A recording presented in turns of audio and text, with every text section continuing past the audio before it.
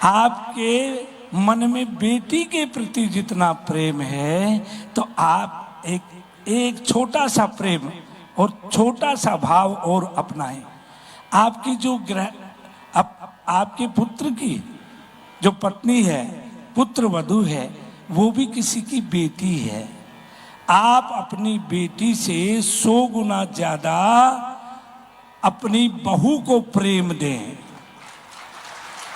यदि ऐसा भाव मन में आ गया तो बेटी में और बहू में कोई फर्क नहीं होगा। तो आपके हृदय में, आपकी संतान के हृदय में अपने आप प्रेम भाव आ जाएगा। वाह, बढ़िया बात। और अभी अनिरुद्धाचार्य जी महाराज ने कहा, वो बड़ा विशुद्ध प्रेम कहा, परंतु माता हो, जब तक आप अपने पति को भगवान, ज्ञान का और प्रेम का दोनों का समावेश यदि होता है, अपने पति को आप भगवान का रूप माने, आचार्य लोगों को भगवान का रूप माने, संतों को भगवान का रूप माने और इस भाव को व्यवहार में लाएं।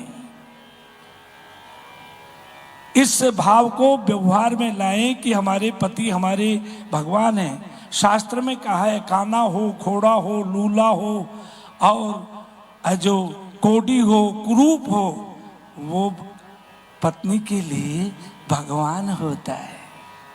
यदि आप भगवान मान करके उनकी पूजा करेंगे, प्रेम करेंगे, तो स्वतः ही शराबी, कबाबी और क्रोधी पति को भी आपसे प्रेम हो जाएगा, अपने आप हो जाएगा।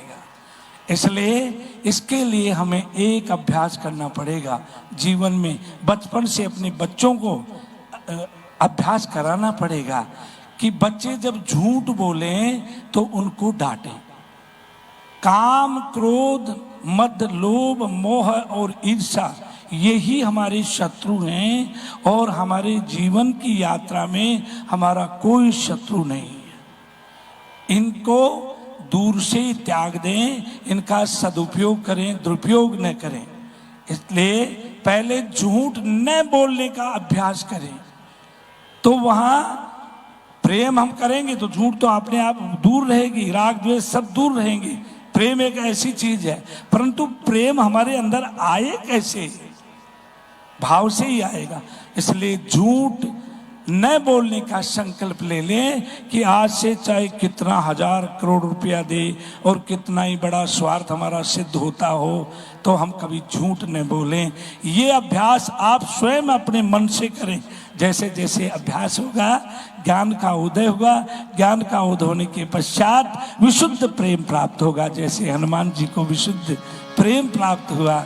इसलिए सदैव इन्हीं बातों को कहते हुए मैं आपसे एक ही बात कहूँगा, कभी भी 1000 करोड़ रुपया आपको कोई दे, जो न्यायालय में जाकर के झूठी गवाही नहीं दे, और कभी झूठ न बोलने का मन में संकल्प लें, अभ्यास करें।